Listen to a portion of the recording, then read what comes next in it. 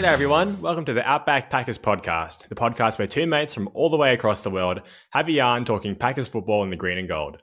I'm Nick Gregory, as always, joined by my co-host Iowa Joe, once again joined by the podfather himself, Jacob Westendorf. Jacob, it's really fantastic to have you back again.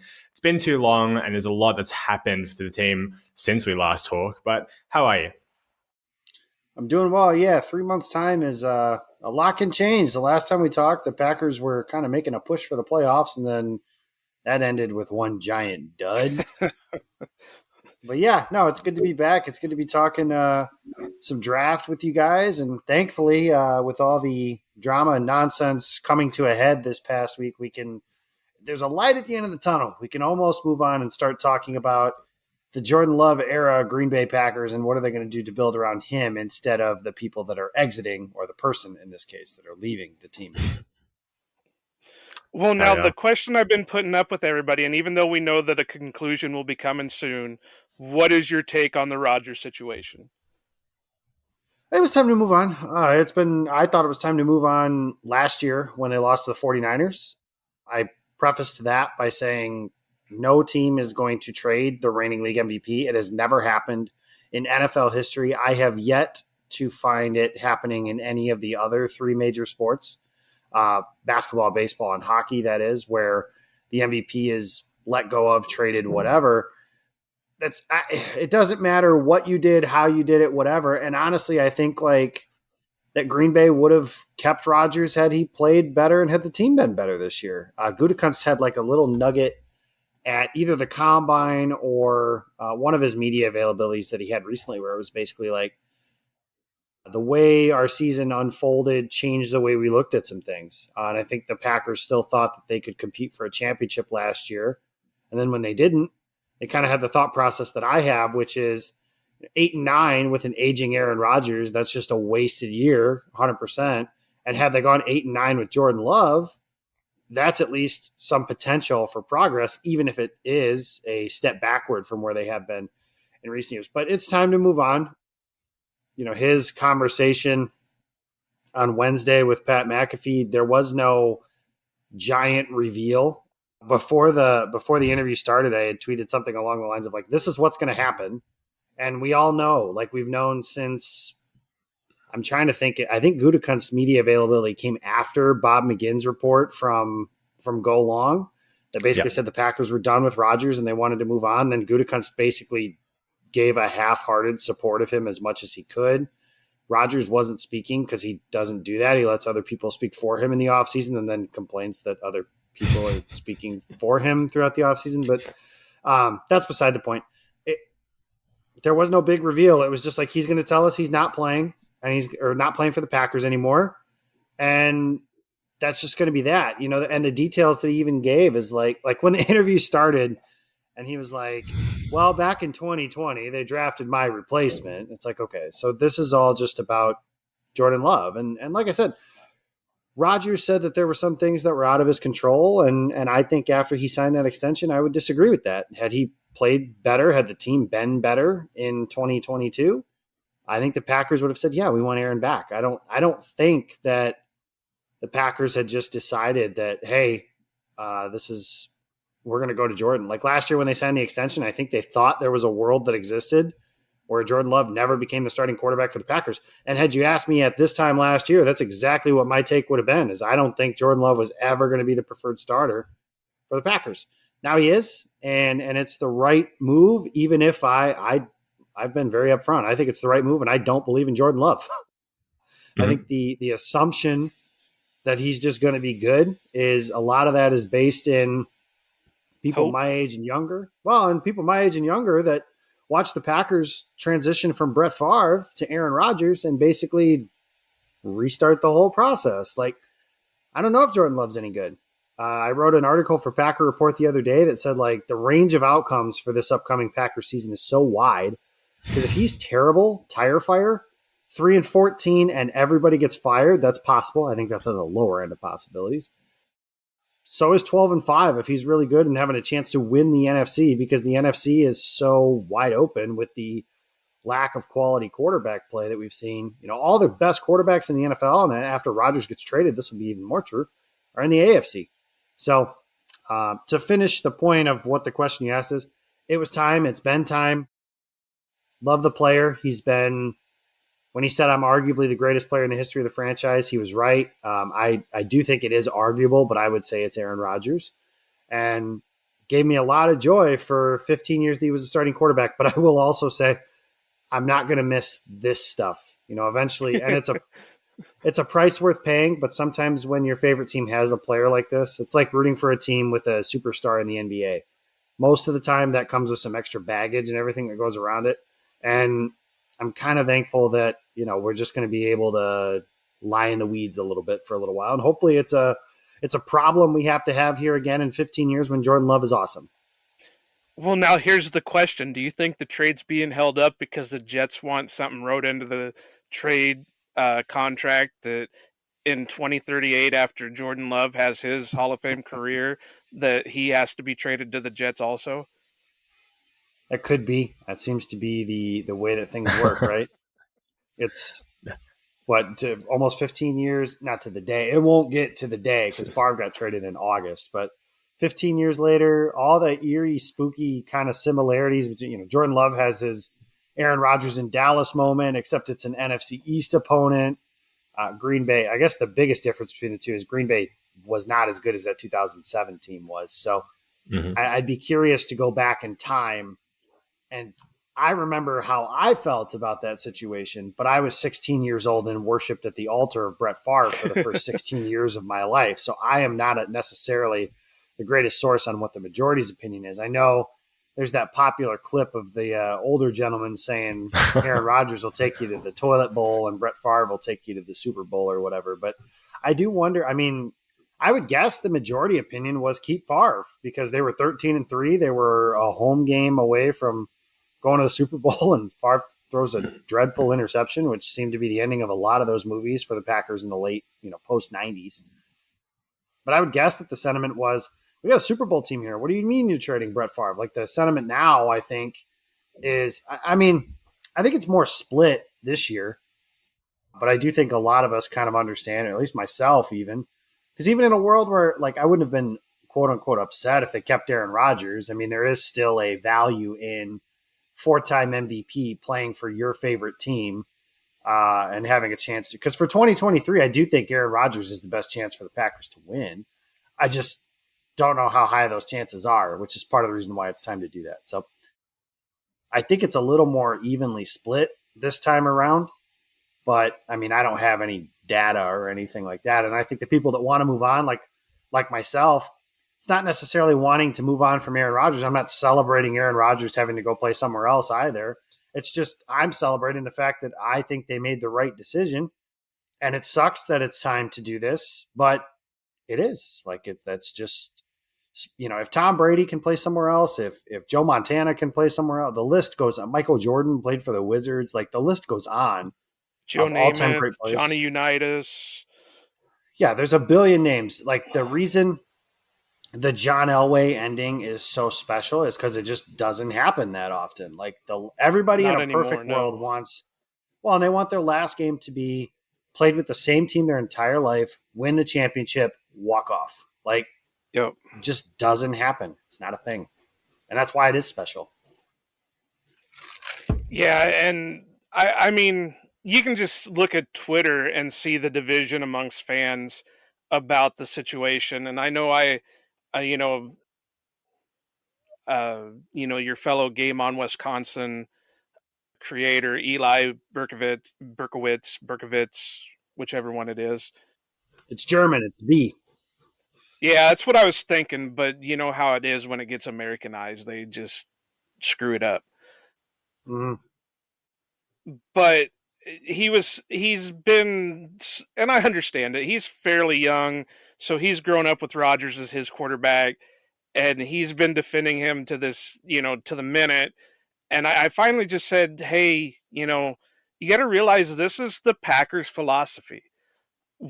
At least the last two quarterbacks, you take a guy when it seems like that player's end is coming near. You let the guy sit on the bench for a while, and then finally it's time to cut the cord. And, if they didn't follow that philosophy, we wouldn't have Aaron Rodgers right now, and we wouldn't. Who knows if we would be in this situation talking about it this time at this time? We could have been like the Bears and went through a carousel of quarterbacks. So they saw it work once. They're hoping it'll work again.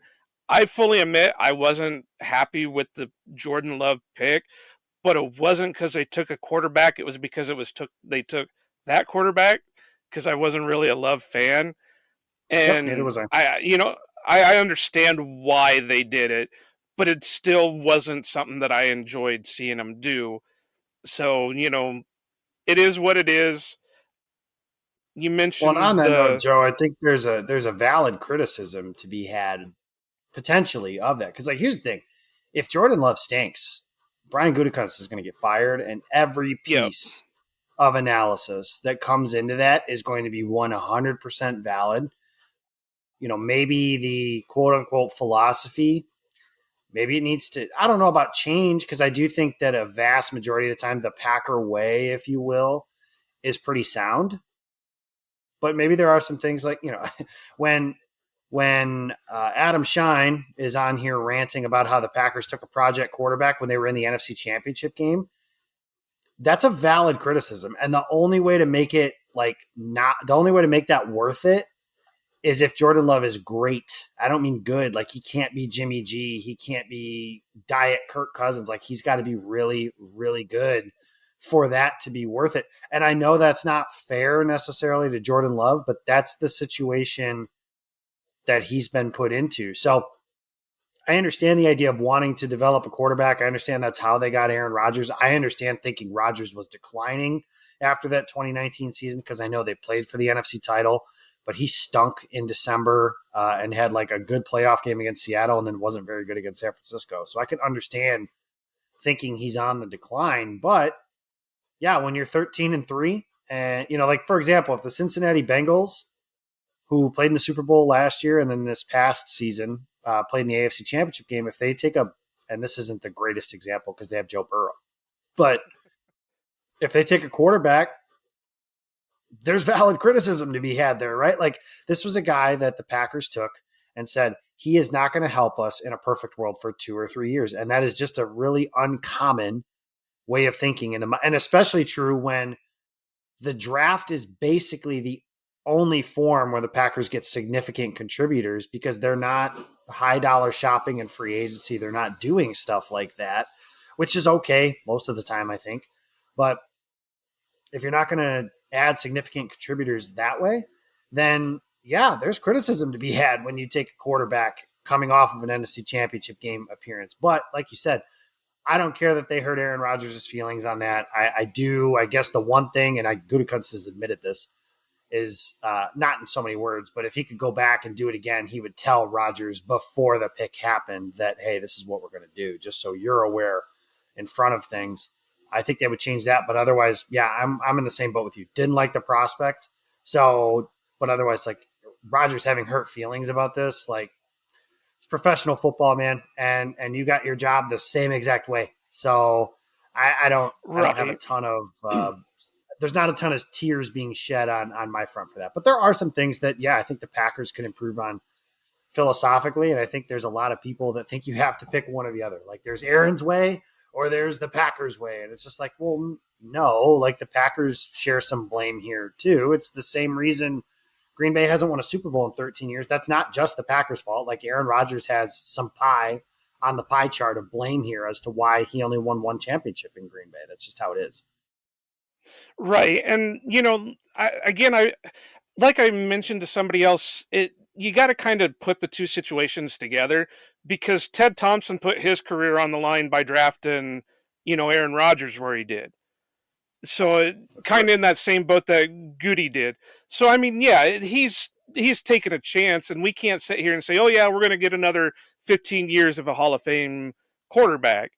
We've been lucky. The Packers have been lucky with what they've done with when it comes to the quarterbacks.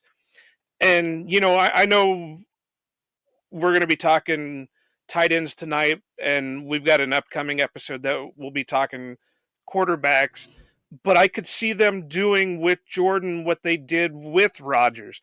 If a guy starts falling this year into the second, third round, and we've got an extra second or third round pick, I could see them taking a guy. I don't know who it is at the moment, but just to throw a name out there, let's say the kid from Kentucky, Levis, is just free falling from the first round into the second or the third round. I could see them grabbing him and bringing him in as their backup quarterback and, grooming him. And then, hey, 2-3 years down the line, we don't need him, trade him for whatever we can get out of him. So, I mean, I see the situations going down the same way they went with Favre. And the thing that sucks about it is I know I sound like a broken record when I say this, and Nick's probably already tired of hearing it, and he can probably say it word for word by now. Rodgers has always said he didn't want to do what Favre did. And now basically we're going step by step everything Favre did minus the flip flop every year of the, well, I don't know if I want to play anymore. Oh well, yeah, I'm set to play kind of stuff. But everything else has been pretty much step for step what Favre did in his final few years in Green Bay. And it just makes me sad for that to happen. The other thing that I keep saying is I just want it done with. I'm glad we have a decision, but like you said, Jacob, it really wasn't a decision. We all knew what was going to happen anyway. He really didn't make any breaking news. I was hoping it would be, yeah, I'm going to the Jets, and the trade will be finalized in, 12 hours. But it didn't happen that way. Shortly. Like, it's not going to take until June or whatever. This is going to get done. This right. is when, not if. And me, frankly, like sitting here as a Packer fan, I don't have to put any energy into this. Aaron can sit here until September for all I care if it means the Packers. Well, maybe not. That's not a great, maybe not September, but he can sit here for a while. I can wait till draft night if it means that means the Jets are going to pony up. My thing on that is the Packers now need to get the best deal for the Packers, and I'm sorry that the Jets have been as open about the fact that they want him as they have, but that's a whole separate topic. But yeah, that's a whole. Well, it's just funny to me. Leverage. People are like, I just want this to be over. I just want this to be done. I'm like, who cares? It's over. Like, Jordan Love's going to be the quarterback. There isn't a scenario where Aaron Rodgers is going to play quarterback in Green Bay. So from that standpoint, it's over. Like, there's nothing left to really discuss there. If you wanted it to be over because you wanted a decision made for who the quarterback is, that decision's made. It's just a matter of working out the trade comp now. And see, that's the part that I want over is I just want the trade to be done so we can end the drama, move on. I know, Love is going to be you want to hear something weird? I knew we were going to be talking about the Rodgers stuff to start the show. And on my way home from work, I popped on, plugged in my phone into my headphone jack on the car stereo. And the first thing that popped onto my playlist was Meatloaf's I Will Do Anything for Love. So I just knew, we've got I mean, Love is in the air. I hate to be cliche like that, but he is the quarterback, whether anybody wants him to be or not. I just want the trade to be done so we can cut ties completely. Let Aaron go to the Jets, be the Jets quarterback, do whatever the hell he's going to do over there, whether it's go 9-8 or 3-14 or 17-0 for all I care, and let Jordan be Jordan and let the Packers be Packers. Now, Nick, you need to talk because I feel like me and Jacob have taken over the show. No, I mean, yeah, I feel the exact same way that you guys do, pretty much. I mean, and it's about the whole thing of just like having progress with the team because, like, yeah, you're not gonna really get anywhere different with Rodgers at the helm. Once again, you're not finding out any new information. You're not furthering your assessment of Jordan Love or the team really, and I'm still not fully sure how much Matt LaFleur was really like trapped by Rodgers. That whole thing that Rodgers was totally just ignoring Matt LaFleur's system because I think Matt LaFleur definitely had a decent amount of blame in the way the offense has been run and the problems with it the past 2 seasons. But I think there's something to be said about Jordan Love kind of just doing exactly what Matt LaFleur wants. I mean, he's not going to be calling plays from 10 years ago. I think like. I'm sure Jacob's already covered this with like Ross and the other guys as well on Pack a Day and GameOn, but It's like if they do well, then cool, they have Love as their quarterback, and that's fine. That's the next step. They move on with him. And if he's shit, then they can just draft someone new next year. And hopefully, if they get a good pick, they can trade that up to get either Drake May or Caleb Williams in a perfect world. But it's kind of like the mediocrity is the absolute worst thing for any team in the league. It's always that kind of that limbo, the no man's land that no one ever wants to be in, and that's exactly where we are right now. So, if any way to kind of get us on either side of that fence is a good move. Cade McNamara is going to blow up, go into the draft, and be taken number 1 overall next year. Sure.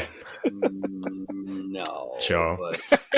No, I just got to throw that at Jacob. But what do you say we take a listen to the words from the man that we're talking about himself on playing for the Jets? I made it clear that my intention was to play, and my intention was to play for the New York Jets. Okay. And I haven't been holding anything up at this point. It's been compensation that the Packers are trying to get for me and kind of digging their heels in. So I would just, I think it is interesting at this point to step back and look at the whole picture. My side, love and appreciation, gratitude for everything that Green Bay has done for me. So much love and gratitude and just heart open for the Packer fans and what it's meant to be their quarterback. And also the reality of the situation, it is what it is. The Packers would like to move on. They've let me know that in so many words. They've let other people know that in direct words.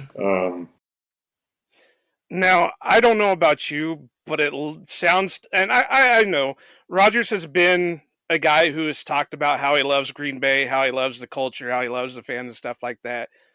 But throughout that comment or that quote, it sounded like he was trying to save face because, it's all on the Packers. The Packers want to move on. The Packers are holding up the trade. The Packers are doing this, but I love the fans and I love the culture and I love all that stuff. So what do you guys take from that quote? Yeah, I think, I don't know if save face is the right terminology, but he's definitely trying to control the narrative. If we had talked a couple weeks, 6 weeks ago or so, we'd be saying like, it really seems like both of these sides want to move on from each other. They just don't want to be the first person to say it. And I think that's part of the deal with what Rodgers is saying. The whole deal about the Packers digging their heels in or whatever, I think he just wants to make sure this deal gets done so he's not still sitting in limbo in July and, hey, what are you going to do to send me over there? And I don't think the Packers want that either. I know we've talked a little bit this week on twitter.com about who has leverage and how can this happen or whatever. But realistically, the Packers don't want to say hey, we'll just let Aaron retire. They don't, that's really bad optics if they basically force the greatest player in the history of their franchise to retire. And I know from a business standpoint, the businessmen in my mentions are going to be like, no, forget him. He's an asset. Get what they want, or you can go sit over there. Nobody made you sign that contract. It's well, no, but it just doesn't work that way. But from the Jets standpoint too, it's just the Packers aren't giving him away and they shouldn't. The way I pose this question, if I told you guys next year we get one guaranteed year of Patrick Mahomes, would you trade pick one guaranteed year? That's it. Would you trade pick number 15 for him? The answer is yes, without blinking. He's Patrick Mahomes. It's MVP quarterback. And Aaron Rodgers has MVP quarterback upside, especially with that roster and the ability that they have to potentially get to a Super Bowl. I don't think they're contenders with him necessarily, but they're not able to go back to Zach Wilson or anything like that. But to get back to the original point, I think that Rodgers wants to control the narrative. And that's why, he talked about, I came out of the darkness and something changed. Sorry, Aaron, that's not true. No, and I didn't even clip that, but he said it later on in the thing, or maybe even earlier on, where there was talk about it after the beginning of the the end of the season, where there were already rumblings going and stuff like that. Well, that tells me right there you knew that they were looking to move on. Oh, it's not even that. His direct words in an interview he had with Pat McAfee on January 31st, before the Darkness Retreat, before the Super Bowl, where he was asked a question about the Jets and other teams calling about his availability and the Packers potentially discussing that. And he called them interesting trade discussions. And that's what they were related to, was him. So he knew, but he's trying to control the narrative of they told me they wanted me. And then I went into because realistically, if this is true, it sounds bad, right? They said they wanted me. I went into the darkness. I was gone. Couldn't answer anything. And then they changed their minds. Like that objectively is bad if that's the way that it went, but it's not. And like the problem with Rodgers is as he's tried to control a narrative, there's a few lines that he's either stretched the truth, exaggerated, lied, whatever phrase you want to use for that. And since you did, like you kind of caught yourself in your own web of nonsense. But since we live in a narrative-based world, it's hard to catch that. Like, I mean, I shared that article where it said he said that. Those are his direct words. And, one of the biggest things that Rodgers fan base and Legion just throws at you is nobody knows anything unless he says it. Well, cool. He said that. So is it just that like it only matters if he says the thing that you agree with? Like, I don't understand, but it is what it is. Like Rodgers, this will be something that we complain about and we're not happy about. And he'll take another passive aggressive shot here or there throughout the rest of his career. And that's fine. He clearly has a problem with Brian Gutekunst and the way the Packers do things. And I really do. I think that just boils down to the fact that they drafted my replacement. And I don't know that he ever thought that bell would toll for him with the way that he's played throughout his career. But that's what happened is eventually they drafted his replacement and then they went to his replacement, which is the same exact way he got his job. And with all due respect to Aaron Rodgers, Aaron is the greatest player in the history of this franchise, like I mentioned, in my opinion. In terms of impact on the franchise, Brett Favre is far and away more impactful to what this franchise looks like now throughout his career. And they kind of sent him out unceremoniously. Like they didn't do the whole, oh, we love him, we want Brett forever. It was like, I can still remember Mike McCarthy, the train has left the station. Like, damn. So you're just throwing this dude out on a franchise icon, just not beat it. You're gone, done, whatever. I mean, this will all go away in 2 or 3 years. He'll come back. Like Mark Murphy said, they'll retire his number. They'll do this, do that. Maybe it'll take a little longer. Maybe they'll wait for Gutekunst to not be around anymore. Which, again, that was another thing. Rodgers, when he talked about the front office and he was basically like, all my allies were gone. Well, Goody's been with the Packers since 1998. So, Well, since you brought it up, let's listen to that clip real quick. None of those guys are, who were there other than Sam Seo, who was the West Coast scout. It's kind of funny that I brought this up earlier, but, and with you saying what you just said about it, he's with Favre was mad at Thompson. Favre was mad at McCarthy. Now we're 15 years later, Rodgers is mad at Gutekunst. Rodgers claims he's not mad with LaFleur, but never mentioned his name. Did not mention his name. So I wonder, is there some, because the McGinn report is that Murphy, LaFleur, Gutekunst were in lockstep. It's time to move on, which in past years, you've read reporting that LaFleur was like Rodgers' biggest advocate. And I don't have any insider info on this or anything like that. I just wondered. You're the head honcho. No, come on. I just wondered, does Rodgers feel like some sort of betrayal with LaFleur maybe the answer to that question is who cares? And maybe that is the answer, but I would be curious to know, the guy who's been in your corner during these disputes and kind of was instrumental, per his words, to get him back in 2021 and then for last season even as well, said he didn't want you anymore. What does that feel like? I'm sure that's not a good feeling, but it is an interesting dynamic, like you mentioned, because Brett and Ted, they never really mended fences. Ted, RIP, not the greatest communicator. And I get it. Yeah. It's tough when, thankfully I've never been in this position, but I imagine when they, if work were to hire my replacement tomorrow, it's like the old Andrew Brandt story that he used to tell us. Brandt used to get it on both sides of the coin where he'd be like Favre's agent and everybody would be like, do you know what it's like to come to work every day where your replacement's just sitting there? That can't be any fun. And then the replacement, in this case, Jordan Love, or in that case, it would have been Aaron Rodgers. And it's like, are they ever going to play? Like, if they're not going to play, can you get rid of them? Can we get them somewhere that they can play? Like, because this guy's ready. And that was the thing with Jordan Love is had they kept Rodgers around, they're like, oh, Jordan will request a trade. And I was like, well, the Packers might just tell him no. But at the same time, it's like, you're going to glue this dude to the bench for 4 years. Like this was an inflection point. At some point they were going to have to choose one of the quarterbacks. They took the younger one. And like we mentioned at the top, I think that's the right decision based on a lot of different things. Rodgers' potential declining play and the state of the roster. Nick, you talked about it a little bit on if Love stinks, then they can draft a new guy. If he's good, then cool. And the other part of this is if Rodgers had come back, and for the people, this was like the question I couldn't get a good answer on from the people or an answer that I deemed to be a good one from the people that wanted Aaron back was, what about the way that the Packers, number one, are even able from a salary cap, draft capital, trade asset standpoint, just what they have, like what are they going to be able to do with those things to make this team a championship roster from this year to next year? I listen to Shine most mornings and he'd be like, oh, bring Aaron back, get some receiver help. Boom. I'm like, what makes you guys think that this Packers team is one dynamic receiver away from playing for a championship? Like, I just don't understand that thought process. And then now I do that with the caveat of, with the way Green Bay normally does things, what makes you think they can go from 8-9 to champion?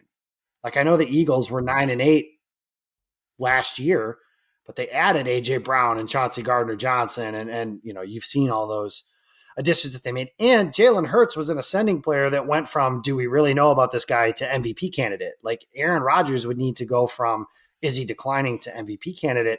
Aaron's going to be 40. Jalen's in his early 20s, mid-20s. So that's an easier thing to make. I don't know how. The only real argument that I think you can make from bringing Rodgers back would have been you wanted him to retire a Packer. And I completely understand that thought process, but I personally do not see how this team was winning a championship in 2023, 2024 anyways. So if that's the case, get the young guy and try and open that next little window. Nick, why don't you go ahead and take final word, and then we probably should put this one to bed for the night and move on to what our actual topic is going to be after all our blood pressures are high. We'll call it a warm up for the episode. Got to get ready. Look, I'm ready to move on. Let's do it. Tight ends. So it's basically Nick is like Brian Gutekunst, and that was the Aaron Rodgers discussion. He is ready to move on. I love it. I'm just like, I'm out. I'm just cutting it. I'm cutting it straight. Not even trading it. Yeah, so tight ends. I mean, it's a barren wasteland out there. I mean, guys, we have Tyler Davis, Josiah DeGuara, who's not even really a full-time tight end. I kind of read a few reports that Gutekunst's kind of keen to get him like more snaps and more involved in the offense this year. And they're kind of still high on him in the front office apparently. But I mean, look, you got two guys and like that's really it. I mean, Mercedes Lewis, we still have no idea what's going to happen with that. I mean, in all likelihood, he's either going to follow Aaron or retire. Our guy, Big Bob Tunyon, to sign with the Bears, and I'm not happy about that, but I'm not too torn up. I mean, he's clearly pretty far cry away from that 2020 season where he led the league in touchdowns for tight ends. But I mean, do we feel as though this is a free agent market that the Packers want to attack? Because I feel this is like one of the only kind of positions that they really might have to, because otherwise you're going to be looking at drafting like 2 minimum to up to 3 tight ends in this draft. And that's like, along with like safety and, O-line and D-line and receiver, that's like a lot to really try and fit in there. Yeah, I think they should draft a couple guys at tight end regardless of what they do on the free agent market. It just takes so long for tight ends to get to be able to develop because it's such a difficult position to play. So I do think that there's, I think the Packers are sniffing around a bargain type free agent. If they can find one, that's the other part of it is, I know Andy Herman had mentioned on a video once upon a time that like Mike Gesicki was somebody that the Packers could potentially be involved in, and that was just him thinking about it. But like if they had a bargain type contract and then he got about $9 million, and we'll see what that contract really looks like once you get the bones of it. But, if Dalton Schultz is going to just sit out there, if he peed in somebody's Cheerios before he went into the free agent market, and that's how that works. That's one of those gambles that I think is worth taking for Green Bay. And you can do that without sacrificing the thought that, yeah, they need to draft one early. I think they need to draft one early and draft one late. In a perfect world, and we'll kind of talk about this a little bit once we get into the prospects, like I want them to draft a guy who, Michael Mayer, Sam Laporta, Dalton Kincaid, whatever, a guy who can be a weapon in the passing game. And then later they find one of those role-playing. You're not going to find a guy to replace Mercedes Lewis. Mercedes Lewis is one of the best blocking tight ends. It's still in the NFL, but that role is what I mean. Yeah, maybe I don't know long enough back on blockers in terms of tight ends go, but yeah, that's certainly possible. But find a guy later that can do some stuff like that too. And they might have to even look at a potential third guy to try and replace and this might be a fullback. This might be a tight end that plays like the H-back type roles, guys like Josh Weil, some dudes like that. Yeah. That could potentially play that role that, oddly enough, Josh Weil went to Cincinnati too. But the guys that play that role that Josiah DeGuara plays, because DeGuara is entering a contract year. Well, what do that's something else to look at when you look at what could Green Bay target in the draft is like, well, A.J. Dillon, contract year. Josiah DeGuara, contract year. John Runyon Jr., contract year. That's another potential. I mean, the Packers have like 800 offensive linemen, so maybe they don't feel like the need to take one of those for something like that. But still, I think what was the term you used, Nick? Barren wasteland. I think this is the weakest position on the roster right now, other than maybe safety. And the only reason I would say safety is because there's nobody there. And I would still even lean towards tight end because, like, if worse came to worse, absolute worst, they signed Tavarius Moore. They have Rudy Ford. Both of those guys are probably better as special teamers, but they could kind of do that. And like, they could still throw Darnell Savage back there, and you've at least seen him do well in that role in the past. Packers don't have anybody at tight end right now that you're just like, oh, he's been productive before. It's like, oh, it's Tyler Davis, who's a special teamer, and Josiah DeGuara, I think he's scored one touchdown in his career. And it was a nice little play in Minnesota in 2022-21, but there's just nothing there. They need an influx of talent. This is the byproduct of whiffing on the Jay Sternberger pick, Robert Tonyan getting injured, which is unfortunate. I would wonder, what does his Packers career look like if he doesn't blow his ACL in Arizona? I know he wasn't having the greatest season up to that point anyways, but it's still, he was still a useful player. And last year, man, by the end of the year, it just looked like a guy who was running in quicksand.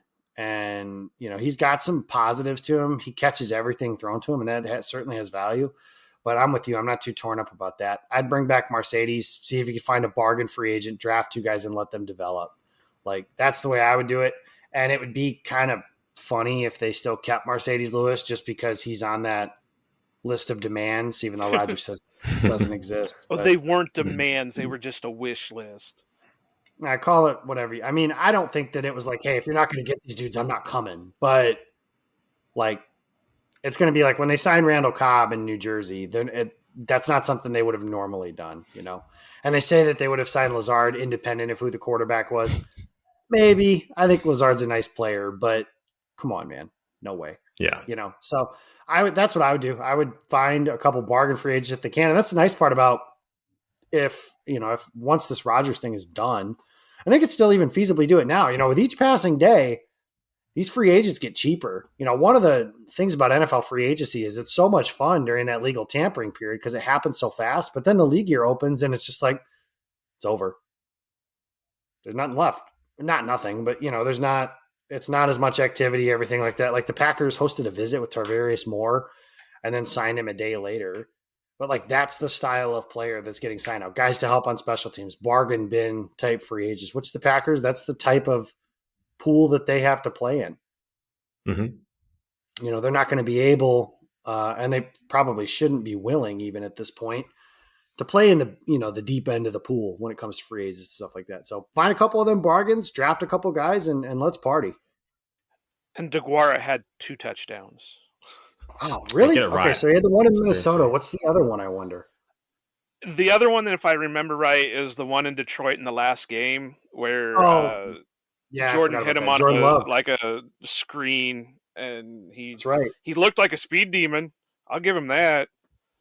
But He's Yeah, of and the you know last the in the thing. last years, he's had the most wiggle, but like that's not saying a whole lot either. Yeah, I mean he's still suffering from that third round curse. I mean, had he been taken in the second or fourth round, maybe he'd be a better player. But he's got that third round stigma on him.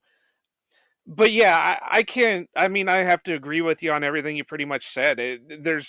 There's guys out in free agency I would have loved to pick up. Gaiseki would have been a even though he doesn't really fit the mold of what LaFleur would probably want in his system because he's not a blocker. He's just a really big receiver. Schultz would be another one. What do you got on your list here, Nick? Oh, Foster Moreau. I loved Foster Moreau coming out of the draft. I think he would be a solid guy to pick up, but it's all going to depend on what money he's going to be wanting and stuff like that. But I think they're the way Goody has been doing things when it comes to the needs of the team is he usually doubles down. He picks up a guy from free agency and then he takes a couple of them in the draft. So maybe, we're already seeing the safety side of things. They brought back Rudy Ford. They brought in Ward, or whatever his name was. I blank completely on it. Tavarius. Total high dollar free agent signing. But I mean, seeing them actually bring in depth pieces there, they're going to at least take one in the draft depending on what happens. So I could see that happening here that they re-sign Tyler Davis. They'll probably bring in some other guy, hopefully maybe a Foster Moreau on a prove-it deal. And then they'll take one or two of them in the draft. So right now, with all the cap hell, the draft is going to be the way they go, unless they get something from New York with the Rodgers trade. And I'm not really sure if they have anybody the Packers would want to take the contract on from Jeremy the Jets. Ruckert, if they wanted to do tight end. Yeah, I was gonna say, yeah, I like Rocket as a trade option. His whole thing was like he was a really good blocker coming out, and that would definitely really be useful. That's kind of one of the guys that I thought might get traded. I mean, I'd prefer him over like Denzel Mims, right? And I've heard Conklin's name thrown around a little bit too. They already restructured Conklin's contract, so I got a hard time thinking that they'll do that. Like Ruckert would be fine. You just got to wash the stink of him being a Buckeye off of him. But yeah, that's a horrid stink. Yeah. Do you guys want to get into these prospects now? Let's do it. Let's do it. Go for it. This is a really funny class. I mean, I think Jacob's probably gotten sick of me like just tagging him or just like mentioning about how much you don't like RAS, but this is a time out. No. I have no problem. I have no problem with the tool. I have no problem with the use of it. The Green Bay Packers have no idea what that is. That is the only problem I have with it. No, for sure. That is the only problem I have with it is when people talk about it like Brian Gutekunst sits there with his board. Like there are people on that app that think like would have you believe that the Packers just sit there and go, okay, here are the names of the players and they're alphabetized. And now let's order them based on Kent Platt's website. And these are the players we like the most. Like there's no way that the Packers do that.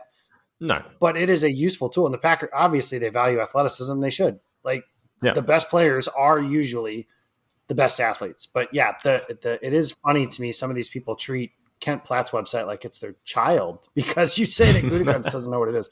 It's an interesting dynamic to me. That's all. Yeah, no, for sure. I'm just pulling your leg, but it's funny because this is it's the Packers I think have the highest correlation between the RAS score and like likelihood of being drafted. But tight end is a position where they just do not draft athletes. It's really fucking weird and it's so inexplicable. Jay Sternberger was a horrible athlete. Not horrible, but average athlete. By NFL standards, a pretty average athlete. And the guys that they have on the roster, Josiah DeGuara, Tyler Davis, I mean, even Robert Tonyan, not really great athletes. I mean, Mercedes Lewis was a fantastic tester when he was drafted, but that was almost 20 years ago now. And this class has so many really, really athletic guys. I mean, I think all of them except two, at least the guys that I looked at, have over 8.0 RAS score, and a lot of them have in the high nines. Zach Kuntz, who we'll talk about later on, scored a 10, which is that means he has the record. Yeah, and it's just crazy because it's kind of the year where they're going to be forced to draft an athlete just by pure chance. I mean, I'm really excited about a lot of these guys. I think this is a fantastic tight end class. There's so many really good tight ends, so it's a good year to need them. And it's kind of a mixed variety bag. You have guys who are like receiver only, guys who are blocking only, and all kind of flavors in between. Like you mentioned, Jacob, the H back types definitely in there. My guy kind of. Well, there's a few, but the guy that I think who is going to be really good in the league is probably Tucker Kraft. I just think he's only has he can only kind of go up. But I mean, speaking in the first round, I know I kind of briefly talked about this with you, Jacob. But is there any reason why what is the reason why you don't like Darnell Washington in the first round? I don't like any of these guys in the first round. First of all, okay.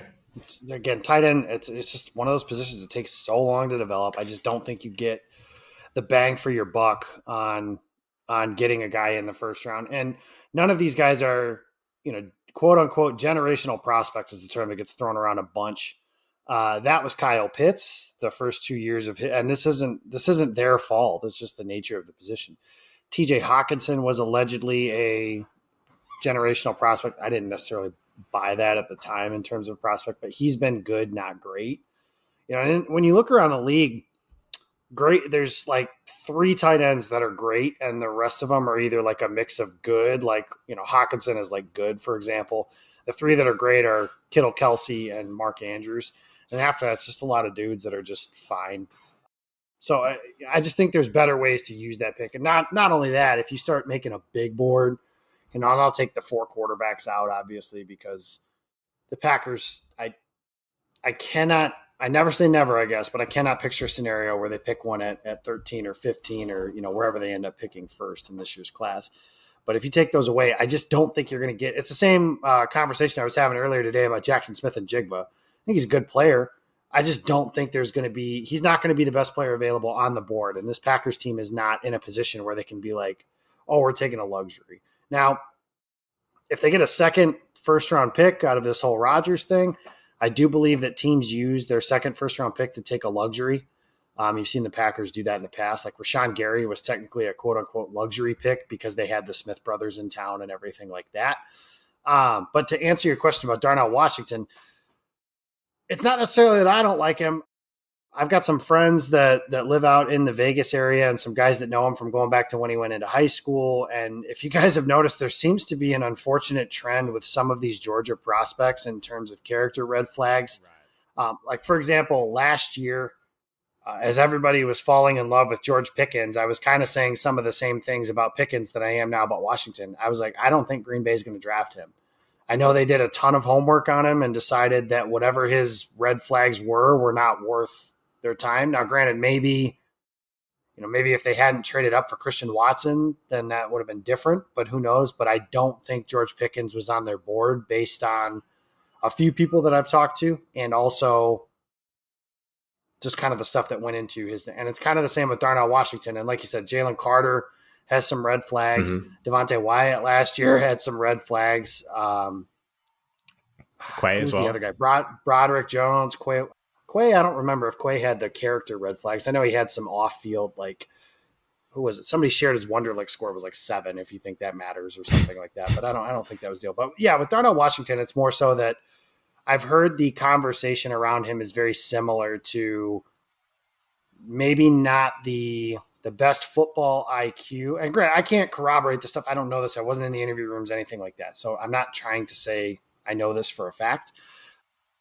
But I've heard those conversations, and I've heard on a character side of thing, he may not fit the Packers mold of what they typically value in the person. But I didn't think Devontae Wyatt fit that either based on his very public domestic dispute. So maybe that'll be wrong. I don't know. I've got Washington as my 4th rated tight end. So he's one of those guys that, if Green Bay takes him, I think that would be awesome. I just don't know if they – put it this way. From what I've gathered, the Mercedes Lewis clone thing is true to a point on the field. Off of it, in the locker room, all that stuff, maybe not necessarily the best comparison. Sure. Yeah. And yeah, I definitely remember hearing that about Darnell Washington really early in the process. I think this was like even kind of just off the tail of the Super Bowl. And I tried doing some research about it and I couldn't really find anything about the kind of character concerns, but I definitely have heard that from a few different people. Definitely something to think about. I'm going to be honest, I didn't really watch a ton of Darnell Washington because I figured Nick would, because that's all I've been hearing out of Nick is that's who the Packers need to draft. I did watch a little bit of him today before we got on to record. I can see it. He's got the tools and all that. I mean, there are some things that he's got to work on the field. I know nothing about off the field because, like I said, I didn't do any research on the guy. I didn't do anything because I figured Nick could come on and he would just be all over it. But, I mean, there were a couple little things that I did notice with him that he would have to work on. There were a few times that in just the one game that I watched, he was missing blocks. Other times he was set, he was doing great, but there were the occasional where he would just plain whiff, and it usually got Stetson Bennett or the running back or whatever killed. So, that would be something he'd have to clean up. The other thing that I loved, I liked, but it was just funny was when he ran, even though he's fast, he looked like he was lumbering.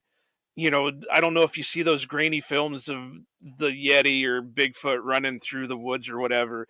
That's all I could picture in my head because he just felt like he was lumbering down the field more than it was a smooth run. So, I mean, I can see it. Nick, what have I been telling you the whole time when you bring up a tight end in the first round? It's the same thing Jacob just told you, that, it's not a position that I would like to see in the first round just because of the developmental. So, if he's there in the second, depending on what his off the field stuff is, go for it. But, just in the first, I have a hard time seeing it with anybody. Yeah. For me, the thing that really stood out to me with Darnell Washington, and obviously you saw it at the combine as well, is just the play strength, like the raw kind of like physicality of his game is like what really sticks out. As a blocking presence, I mean, it's not even close to anyone else in this class. He is by far the best blocker in this class. And that's kind of his calling card, right? That's his thing. But like you said, Joe, he's not really an easy mover. He's not like a natural athlete. And sure, he tested well, but he's not one of those guys that you really see that on the tape. I mean, he performed a lot better than people expected, to be honest. But I think the thing with Darnell Washington, also, being on the same team as Brock Bowers, I think he was overshadowed and kind of robbed of a lot of opportunities. I think he's one of those guys that he's only going to go up from here. I've mentioned this kind of a few times, but I really view him the same way I viewed Quay Walker kind of last year. It's like someone who was like behind some better players and has the physical tools and kind of is looking like projecting to become a better player in the NFL. And obviously you're banking on improvement, not necessarily what you've seen out of him. But I do have confidence. The Georgia pipeline. I think he will be good in the NFL, if not just as a blocker. But, for me, the guy who, regardless of athleticism and whatever, the guy who is the best tight end, full stop, in this class, I think it's pretty hard to look past Michael Mayer out of Notre Dame. Where are you guys at on Michael Mayer? Tight end 1. Mm-hmm. The Green Bay draft guide, for those of you, if you want to have a chance to purchase that, check out my pin tweet. That is not I don't do the rankings individually. We kind of do them collectively. Michael Mayer did not end up number 1 on that list. Someone else did. And it wasn't who you might be thinking off the top of your head because it seems to be a consensus between the two. But I think Michael Mayer's the best tight end in the class. He has the best tape. He tested above average, which it's kind of what was expected, but nothing was disqualifying about his times or anything like that. I think there's going to be some helmet scouting that goes into this of, who's the last Notre Dame tight end to do anything? It's like, well, that doesn't matter at all, actually, to be honest with you, on some things. But yeah, I think he's the best tight end in the class. I think this is a case of prospect fatigue because we've been thinking about this dude since he was a freshman. And now that he's not, there's other guys. And there's other guys in this class that are really good. There are 2 others that I like quite a bit as well. Sam Laporta from Iowa, and Dalton Kincaid from Utah. Those are two guys also that I think very highly of. But I think Maier's the best one. He's the best combination of blocker and pass catcher. I think he has the ability as an athlete to make plays after the ball is in his hands. He is a my ball mentality type of player. Like he'll go get the ball in the air and he's physical at the catch point. That's something that can help Green Bay's athleticism and red zone offense. He would be Green Bay's best athlete they've had at tight end. Any of these guys, frankly, is going to end up that way. But he would be the best athlete Green Bay's had at tight end since Jermichael. And like Jermichael Finley, unfortunately, had his career end 10 years ago. Like that is, it's beyond time to find one of these guys to help them. Like you mentioned, Nick, the Packers. I love Jace. I love Jace coming out. Me Been too. able to cultivate a bit of a relationship with him. He and I have talked a little bit sparingly here or there. Right.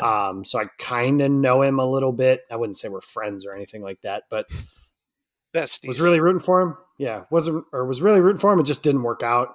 And then DeGuara is another guy who just not an athlete at tight end, has some value in this offense, obviously, but they just don't have that. So yeah, Maier, tight end 1. For I sure. can go with it. Again, I'm probably, if any of them's going to get taken first round, it's probably going to be him. But Daniel Jeremiah has Dalton Kincaid ranked as his 10th overall prospect, not tight end, overall. That is wild to me. So I think he'll be the first one taken. It's quite interesting, right? Because I think, it's this whole like chasing after Travis Kelce thing. I view Dalton Kincaid as more like in line with like a Mike Gesicki, maybe not as bad of a blocker, but it's the receiving thing. I definitely see it, but yeah, I saw the Daniel Jeremiah thing, and it's just like Brett Coleman, for whatever it's worth, he thought that the Bears should draft him at number 9 overall. So yeah, I mean okay. I had the exact same reaction. No. I think with Dalton, it's like he comes from a program in Utah where they kind of build their identity around toughness and physicality and stuff like that. So when it comes to Kincaid, I think the want to is going to be there. And with being a blocker, some of it really is, do you want to be in this guy's way or not? Or do you, with some other guys, it doesn't always work, as well. Like Mike Gesicki, you mentioned, no interest in blocking anybody.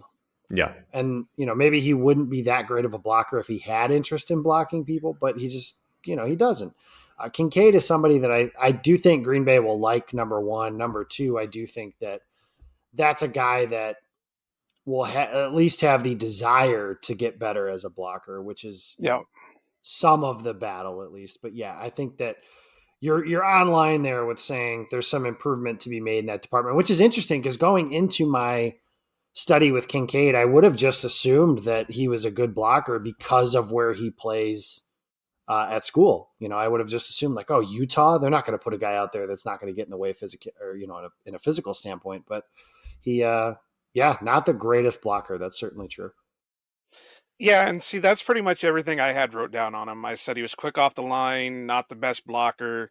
He was more of a wide receiver and a tight end body. He had the technique to block, but he didn't have the ability. You could see where he would go up and he'd want to put the block in, but, whether it was, not big enough, bulked enough, whether it was he just wasn't in the right position. He had the want to do it, but he didn't have the ability to do it. So I think that he could be somebody that they could work with and say, all right, maybe that's why they would bring, Big Dog back and say, all right, you go sit with Mercedes and you learn everything you can from that man. And I think he'd be the type of guy to do it. Gesicki from day one, I remember watching him, there was nothing in him that was going to be a blocker because he, like Jacob just said, he didn't want to do it. Penn State would force him into those situations, but you could tell he didn't want to do it. So, but yeah, Kincaid, I loved what I saw out of the kid. Out of all of them, I think Kincaid probably could go first, but Maier is going to go in the first round, but I still stand by it that I have a hard time taking a tight end in the first round unless it's a sure thing like a Pitts or a Gronkowski or somebody like that. Gronk didn't go until round 2. Pitts went in the top 5. I think we can look back pretty safely and say that was not the best use of that. I think that the Falcons should have taken Justin Fields when they took Kyle Pitts, but or I whoever bet their they wish they quarterback could was. have now too. Maybe not. There's probably just as much evidence Justin Fields stinks as there is that he's good. But that's I'm that's not saying subjective. Fields is good, but they're in the kind of quarterback boat that the Jets are kind of in right now, where they don't have. I mean, you got Desmond Ridder, and you don't really know what you have in him per se. They're a team that nobody's really talking about as much. They could take a quarterback at 8 if one's there. Right. If one of those 4 guys, I don't think that'll happen. I think 4 of the first 7 picks or something like that are going to end up being quarterbacks. But yeah, Atlanta's a team that could do that. But to finish your point on Kincaid, and it was interesting because we write our profiles and stuff for the draft guide, and then they ask what's your team fit for this player, and we're supposed to base that on draft trends and stuff like that. Well, if you base it on the way the Packers have typically drafted their tight ends, the answer would be low for most of it, because it's low, medium, or high.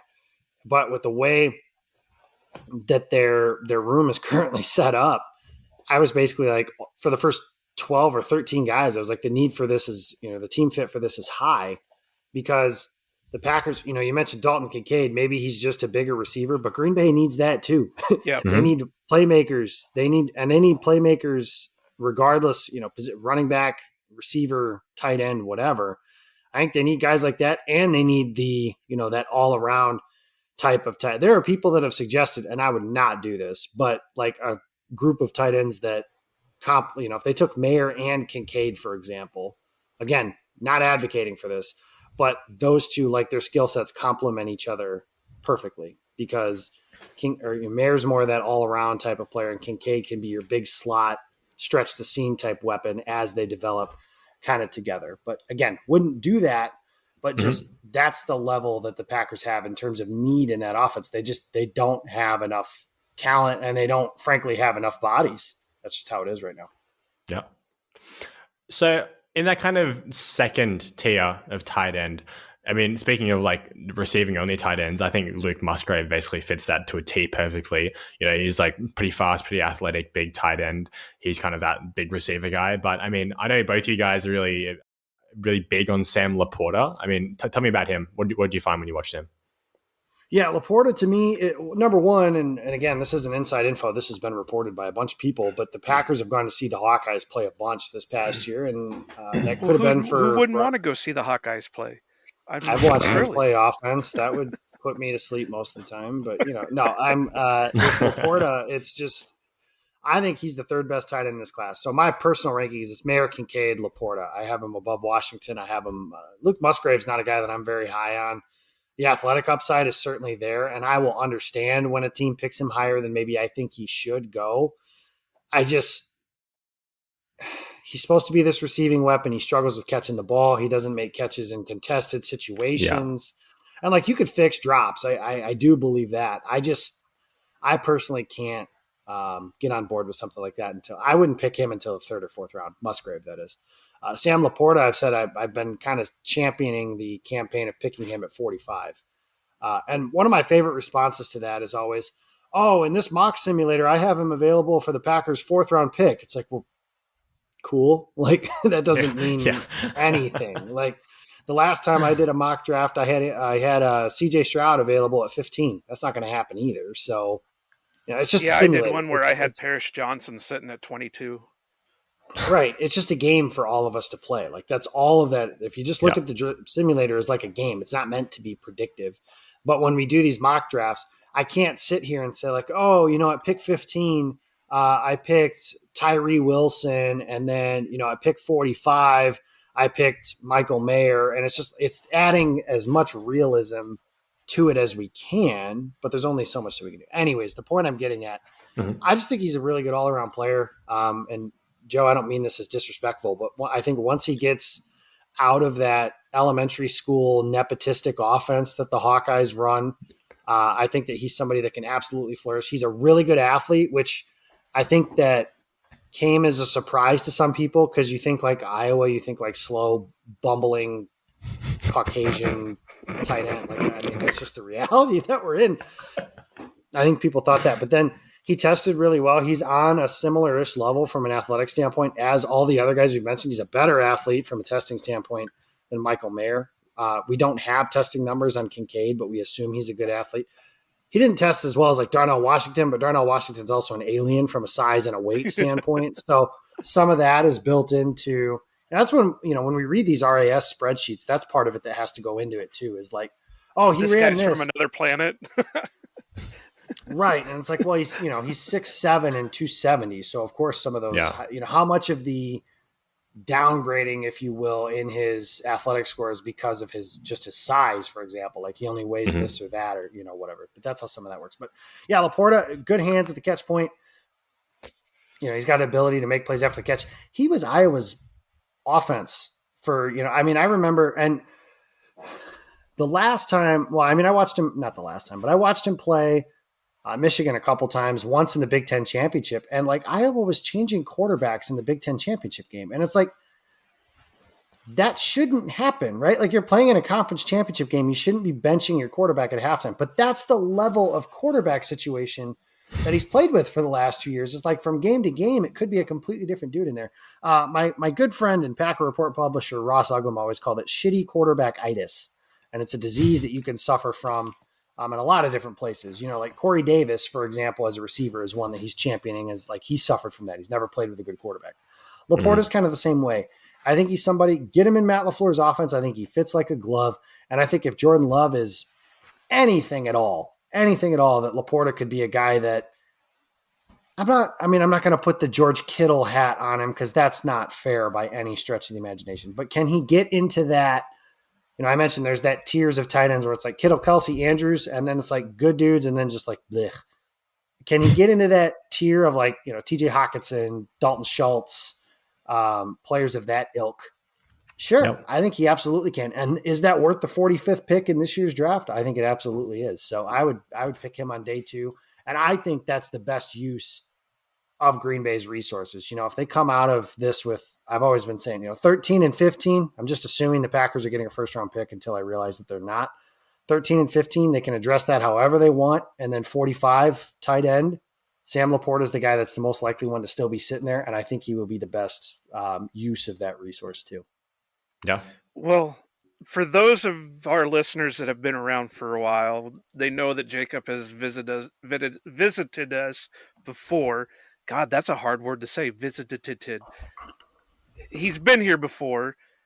We went back and I found the clip of it, and we actually talked about Laporta back in December. And here, this is kind of a little bit of a long one, but here's what we had to say. And their tight end is going to be a Green Bay Packer by this time next year. So I'm going to say he's going to go, and we can put this down as like Joe's prediction. He's going to go in the 5th round, just like George Kittle did. Because the big knock on him is, at least in my eyes from seeing week in, week out, is he's not consistent with his hands.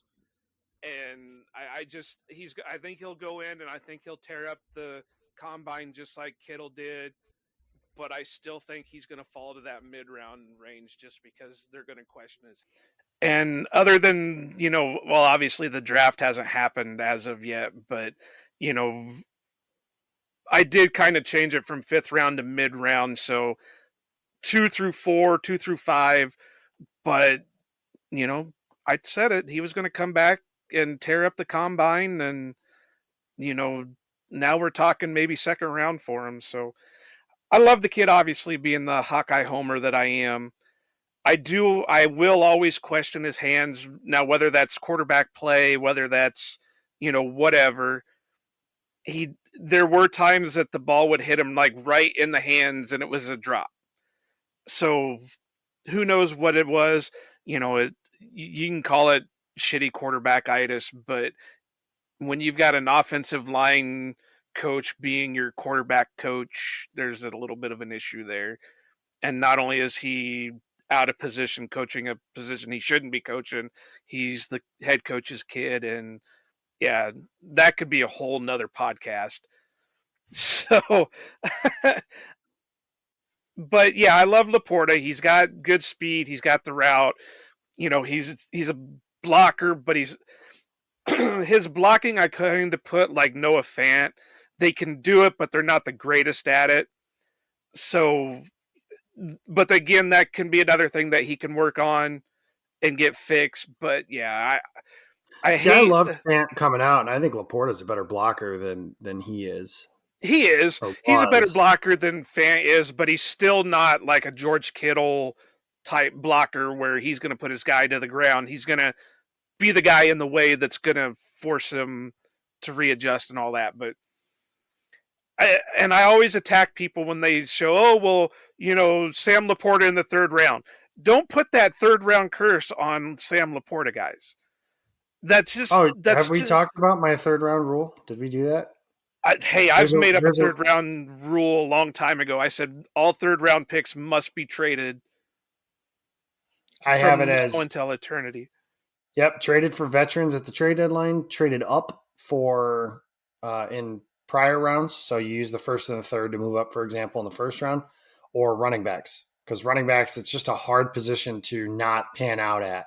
So pick a running back, and if they are anything at all, then that is just got to try something different. I don't know what they're doing. I don't know how they approach it. It's not.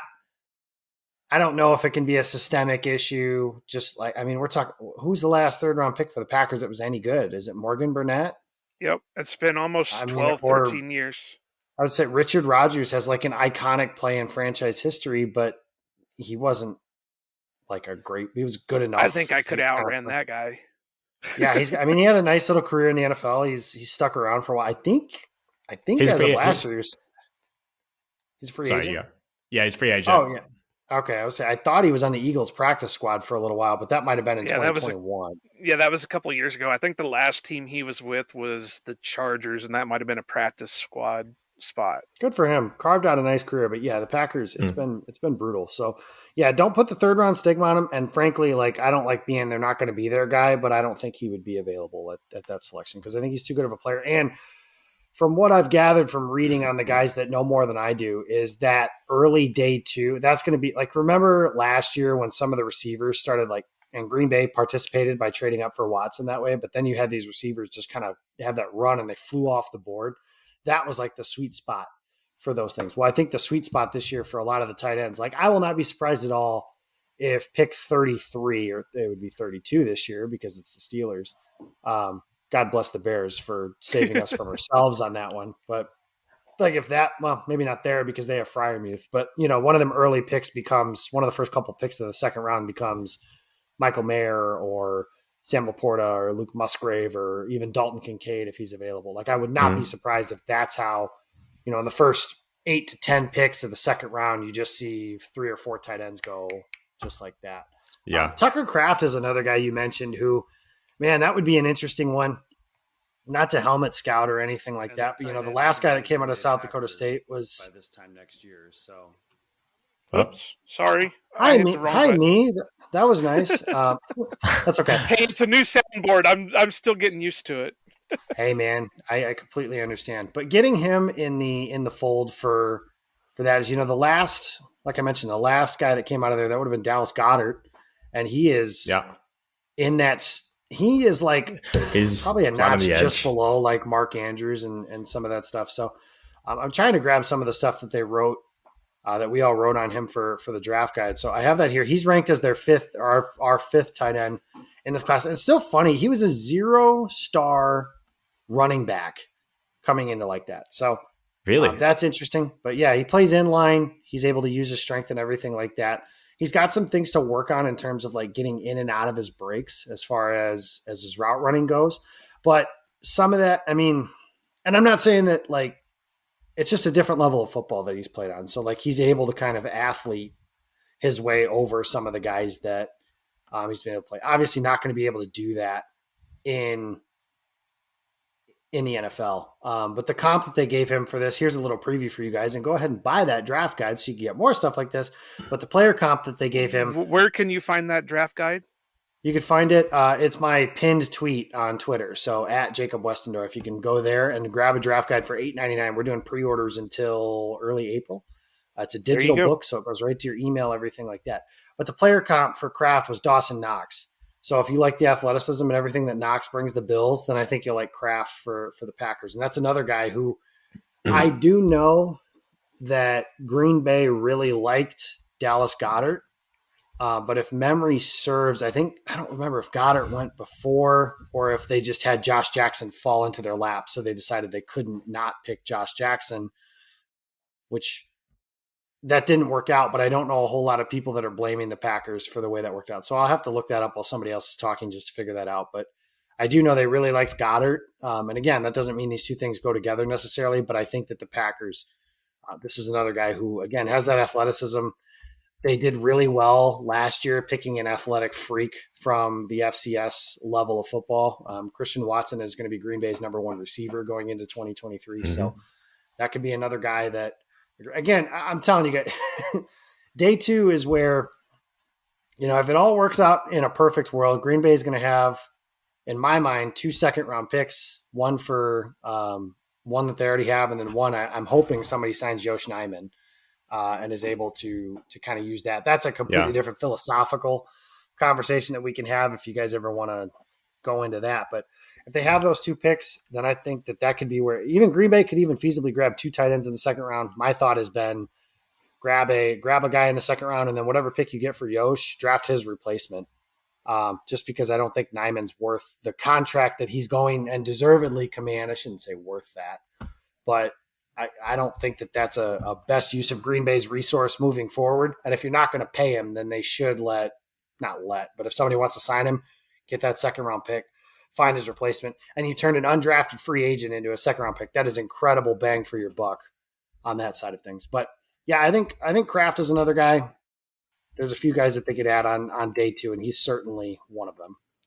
Yeah, I think he's one of the only guys in this class that I think has like that kind of high ceiling that I think, theoretically could become one of those top tier guys. He has the athleticism to do it. And yeah, like you said, like the route running and stuff like that definitely needs work. But, it's like those are like at least workable skills. And like you said, the product of just where he was playing.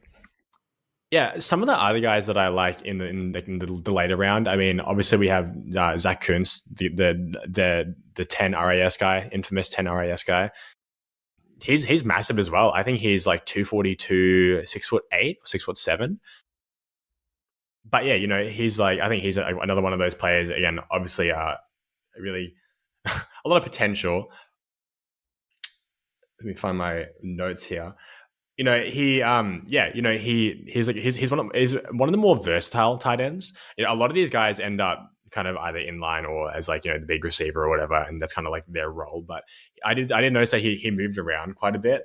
And I think he has a good feel for zone coverage and things like that as well. I think obviously there's still work and to be a more well-rounded player, but I think, there's a lot to work with Zach Kuntz. And I think, this like you said, if they draft a guy early and a guy late, I would, I'll be happy with Zach Kuntz in like, I don't know, the 4th or 5th round.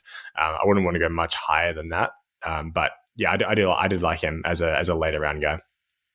And he's interesting because he started his career at Penn State, and they've done usually a pretty good job of, Gesicki, we talked about him earlier, maybe he hasn't lived to the potential that he had, but they've usually done a pretty good job with some of the guys they've had in that position group. So it's been interesting to kind of see him go from there to there. But yeah, Kuntz is a guy who I'm not going to give away all the player comps, but we have him compared to Kobe Fleener. And I know in the past, the Packers were connected to him as a free agent. They liked him going into that draft class as well.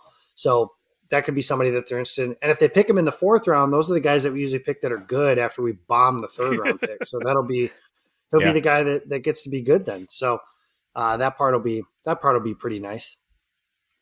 And yeah, he's definitely going to have the stigma of the small school. I mean, look at, it's Old Dominion.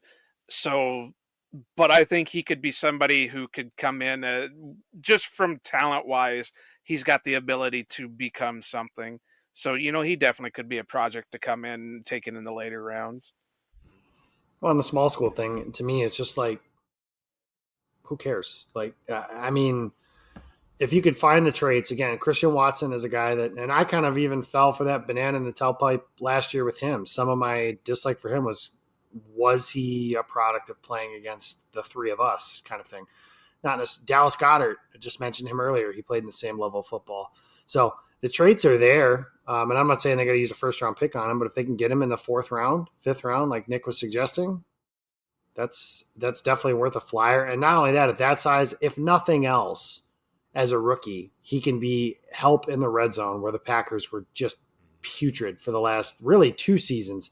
Even in 2021, they weren't that good in the red zone either. So really it's been and granted, after 2020, there was nowhere to go but down because they were the best red zone offense damn near ever. But the small school stuff, I just whatever. The Packers need playmakers in that room. They've got guys that they need to add to a bunch of different roles. You want to talk about some guys you can add on day 3. These are kind of the couple guys you have listed on here and a couple guys I want to bring up. Davis Allen, that's another like freakazoid type player that Green Bay could try and bring in.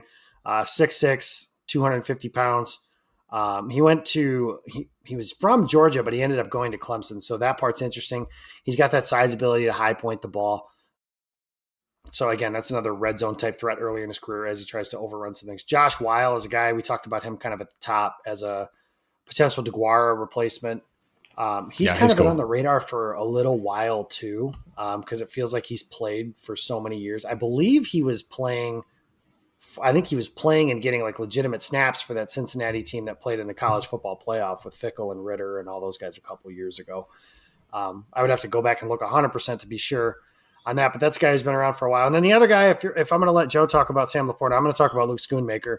Schoonmaker is an older player, which I think is going to push him towards not only that he's an older player, but I think there's just a ceiling that he doesn't necessarily have. But he's played in a pro style offense. He's played in an offense that they called it Smash Fest, guys. It was line up and we're going to slam your face into the dirt type thing. So from a blocking standpoint, he's capable of doing that. They asked him to block pass rushers. They asked him to block and get to the second level and block linebackers. But the other thing about Schoonmaker that's nice is he does have that ability to make plays down the field. He's not a one-dimensional player. Michigan just had their pro day today. He improved on his athleticism numbers. His athleticism score, I think, went up to like 9.4 or something like that. 9.85 is what I got wrote down here. Even there you go. Even better for those of you that are really into stuff like that. So there's an upside there for Schoonmaker. He's a day 3 pick, in my opinion. 6'6", but he's an older player because he had that extra year with COVID eligibility and all. The age thing I think is something that we have to be a little more willing to maybe look past than we have in recent years, just because with these COVID years, there's like Stetson Bennett's 35 years old and he's in the draft this year for the first time. So that's just one example of others. But Schoonmaker's a guy who, if you told me before the draft that Green Bay signed a free agent, and maybe that just means bring back Mercedes Lewis, that's fine if that's the way it ends up being. But Green Bay signs a free agent. They drafted Sam Laporta in the 2nd round, and they drafted Luke Schoonmaker in the 5th round. That tight end room is going to be really good in a couple years because Laporta and Schoonmaker are both guys that can kind of do it all. And I do wonder if Green Bay will value that a little bit more than maybe somebody that's just a big slot type player. Like I said, they could use both. I think they can use both of those things. But I do wonder, in 2025, when Jordan Love's winning the league MVP with 2 tight end sets with Laporta and Schoonmaker having reached their ceiling, I think that'd be really good. And like I said, both of those guys can block. So that's something that Green Bay has valued a lot at that position. That's why, when they had, for example, Jay Sternberger coming in as that would have been the COVID season 2020, and Robert Tonyan became the starter that year. And it was because Tonyan was a better blocker than Sternberger ended up being. That was part of it. So, if you don't block, well, that was the year Jace got drafted, but Tonyan became the starter that I'm thinking of. Because if you guys remember that 2019 championship game against San Francisco, Jace catches that touchdown, and then all of us kept sharing that clip over and over and over again about man, this is the next guy. This guy right here, he's the next guy. This is going to be the guy that helps us with all that stuff at that tight end position. And then it just didn't work out. Tonyan became the starter the next year, and that was part of it. Tonyan was a better blocker, had his sea legs underneath him a little more than Jace did at that point. But I think those are 2 guys, again, both of them, when I talked about Laporta and then Schoonmaker too, they played in offenses that were heavy on running the ball. So they were asked to block a lot, and they did well with it. That was Michigan's best blocking tight end last year was Schoonmaker, and they got quite a few. They had quite a few coming into the year. Schoonmaker was one. Eric All is going to play at Iowa this year. He's going to be a draft pick this time next year. And then Colston Loveland's a freshman who became one of their best players down the stretch. He was their starting tight end, but Schoonmaker was one of their best players. And I think, again, early day 3, like if Green Bay loves getting into that position where they have like the first pick of the 4th round. I don't know what they love about that pick so much. It is kind of funny though how many times they've ended up with it.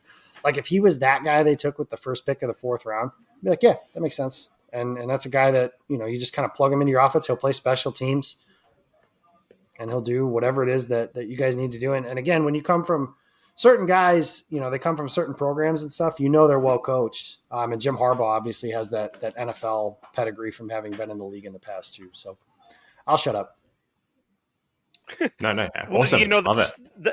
that's their way of breaking the 3rd round curse, is by taking the very first pick of the next round. So, you know, that's their way of compensating for that third round pick. But, you know, I got to say this. It hurts my heart having to talk about this kid, because I had to watch the Iowa-Michigan game just to see him. But I did, and I did like Schoonmaker, and that hurts the mouth and the tongue and everything else having to say that. But, you know, I think Jacob said that he thought Meyer was the best blocker in the out of the tight Of the ends. top guys, he is. Yeah. Yeah. Of the top guys, I think he is. I think Schoonmaker was probably the best blocker that I watched out of all the guys that I watched, just because he had the sound technique, he had the ability to do it. It just, he wasn't missing on very many blocks that I saw. He was that blocker you needed. And like Jacob said, you know, he's coming from a school that were just like Iowa. They're taught to be all around tight ends. You're going to be a receiver. You're going to be a blocker. You're going to be whatever we need you to be. You know, I thought he had some good speed to him. His route running was pretty good.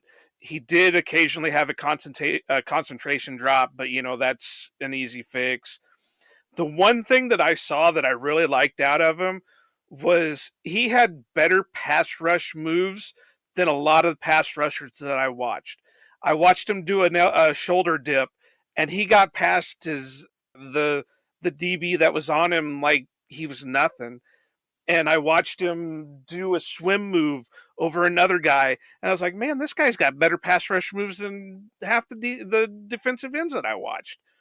So, I mean, he has the ability. And then there was one other play that I watched that I just, I said, oh my God, I can't believe it, just because of the athleticism out of him. It was against Iowa, and they had him coming in for a block, and he stuck his foot in the ground and spun like 360 around and went the other way, you know, or 180 or whatever you want to call it. But he spun basically all the way around and went the other way and made the block. And it just, I was like, wow, because he spun like a basketball player. And it was just an amazing thing to see, because you don't see that out of a lot of tight ends. You might see it out of a running back. You might see it out of a wide receiver, just that pivot and move. And so I really liked what I saw out of him. So even though it hurts me to say that I like a Michigan guy, I thought he was pretty good. That'd be the reigning back-to-back Big Ten champion Michigan Wolverines there, Joe. Just hey, we're all going to be in trouble if Fickle hits at Wisconsin, and I hate saying that one too. Fine. But that's not meant to be disrespectful. Wisconsin's a really good program, but like there's tiers, and it's still, and even with the way the last 2 years have gone, it's the Buckeyes, and then work your way from there. But I've got a couple others that aren't on our list and that I did watch that are probably going to be your later round guys. One of them is a Penn State guy, Brenton Strange. Yep. You know, if you go off his RAS, he had an 8.93. He had solid blocking ability. I thought he was quicker than what he was timed at his 40. I think he ran like a 4.7 40, and it looked like he was a little bit more explosive on the field. Routes looked pretty good. Size seemed pretty good, but he didn't have a ton of production at Penn State. And one of my notes says I thought maybe he could be a faster Richard Rodgers, because it looked like him in my mind, but so he had more speed than Richard Rodgers. So he runs a 5.9 40. Well, when you look up his 40 time, the guy Rodgers ran like a 4.87 and Can I tell you Strange guys a ran Richard like a Rodgers story? 4.7. Go for it. Can I tell? Okay, so when Richard Rodgers got drafted, I was an intern at Packer Report, and I was helping cover that draft at the time. So Bill Huber was the guy who ran Packer Report at the time. And so that year it would have been Green Bay took HaHa Clinton Dix at 21, and then they took Devontae on day 2. I'm trying to remember. Yeah, that was a Thursday, Friday, Saturday deal. So they took Devontae on day 2. Well, then they got to the third round, and they took Richard Rodgers. And somebody, and I won't name names in the interest of being professional, basically it was like, who the hell is that? And then we kind of went through everything, and then he starts going through his list and goes, what did they do? Just like decide they were picking a tight end in the third round and start crossing all the guys off as they got taken? I was like, well, this is the guy who's left. So they took him. So that's my Richard Rodgers story. And then it was funny because if you guys remember that for his first preseason, he just looked the part. Like, he caught a slant from Rodgers and ran like 40 yards after the catch. And I was like, oh my God, this guy's going to be really good. And then he was again, he had a couple nice moments in Green Bay, but yeah, it was never going to be this is our best tight end. Like you mentioned about somebody else, he looked like he was running in quicksand because he just had no speed to him. And I think that's what saved us on the Hail Mary against Detroit was nobody expected him to be down in the end zone, and he ended up in the end zone. No, it took him the longest to get down there. But I've got one more I've got 2 more listed, but I got one more that I want to talk about because he could be kind of a surprise guy, and that's Kyle Patterson out of Air Force. And, not a lot of the military school guys are drafted just because of I don't know if they've changed the rule this year or what, but it was before they couldn't play until they finished their service time. But I think they changed it this year though, or they changed it last year or something. But this guy, he's on the bigger side for a tight end. He's a pretty good blocker. He wasn't much of a burner, and of course he lacked a lot of college production because, the Air Force runs their triple option or quadruple option or whatever they're running this week. But I thought he looked the size, and I thought he had the ability, and I think, maybe as a 7th rounder, a preferred UDFA, he might be something to take a look at. Yeah, interesting. I didn't get you take a look at him actually. You probably won't find a lot on him. I found one video on him, and then when I went to look at like his stats, he had like 1 catch. It sounds like an elite tight end prospect. Hey, Dawson Knox didn't have a ton of production, but he was a hell of an athlete coming out. And I loved him. That was definitely well. He also played in an offense that was like, and that offense had, I think that was like what, DK and who's the other guy? AJ Brown and Elijah Moore. Yeah. All those dudes were top, all those dudes, 1st or 2nd round picks. And he was also there. And I think Shea Patterson was there, and then Jordan Ta'amu was the quarterback that came after him too. So some interesting names that Knox played with, but didn't have. Yeah. Sorry. Yeah, going off Patterson's statistics from ESPN, he had 3 receptions, 32 yards, and no touchdowns for the season. Yeah. But he knows how to block because, like you said, he played triple option. So you can't play triple option at tight end and not get in the way of somebody. Yeah. Right. So, I mean, and he looks the part. I mean, some of those guys, you look at him and are like, okay, well, he might be undersized or whatever, but he looked like a bigger tight end. And like I said, it's more of a project type, but I could see him being 6th, 7th round or even a preferred UDFA. And then you got other guys from like, there's Princeton Fant from Tennessee, and Ohio State's probably going to pop a tight end out somewhere. And their tight end went back to school. That was Cade Stover. A lot of people really liked him, but he ended up going back to school. But is there anybody else you guys got on your list that you'd want to talk about? I'm all done. I'm exhausted. I'm exhausted with my stuff. So every episode we've had in the draft preview, I've always asked our guests this. You don't have to give an explanation, no nothing. But out of all the guys that we've talked about tonight, one of them ends up in Green Bay. Who is your guy that's going to end up in Green Bay? Sam Laporta. Like I said, they've watched him. They went and watched him a bunch in Iowa. And again, maybe we'll find out down the road that they really were just watching like Lucas Van Ness or somebody else. But again, I think day 2 tight end is certainly, and like, who was it? I was joking with, I think it was Ross Uglum was joking with me the other day. Green Bay could end up with like an all Iowa draft. Lucas Van Ness, Sam Laporta, Jack Campbell, Riley Moss, and then just be like, yeah, cool. Kayvon Merriweather. That would actually, sure. Yeah. That would be a really good draft if they ended up that way. Obviously that's probably not the way that's going to pan out, but I think Laporta is a guy that they're really going to, Laporta's a guy who's like the perfect mix of the things they typically like in a tight end. He's athletic. He's more athletic than the guys they have typically liked in the past.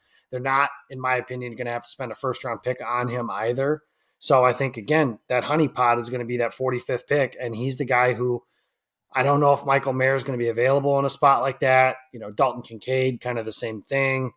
But I think we talked about Washington earlier. Maybe that's a spot, but I think Laporta is a better player than him anyways. So, but yeah, that's the guy I think is going to be it. And I think that would be a really good pick for Green Bay there in the second round. So yeah, Laporta is my pick.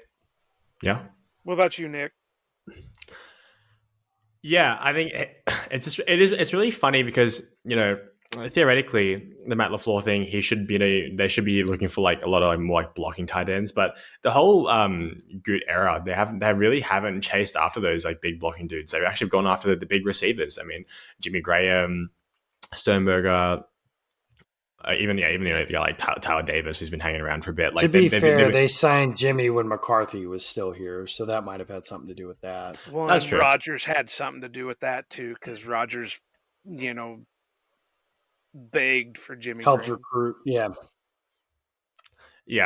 But still, I think they've had Mercedes like the one who's the inline blocker, and they haven't really been looking for guys who can just block. So I do lean towards like a receiving weapon, especially with Tunyon gone.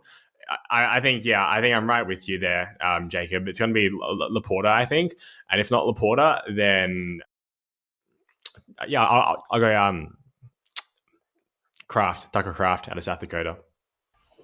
It'll be a lot of fun. I think day 2 of the draft this year is going to be like really fun to dig into, just because I think, and it normally is, honestly, it's one of my favorite days every year because it's like there's always so many good players that are still left on those days, and Green Bay is going to pick twice in theory instead of just the one time that they could pick in the first round. Yeah.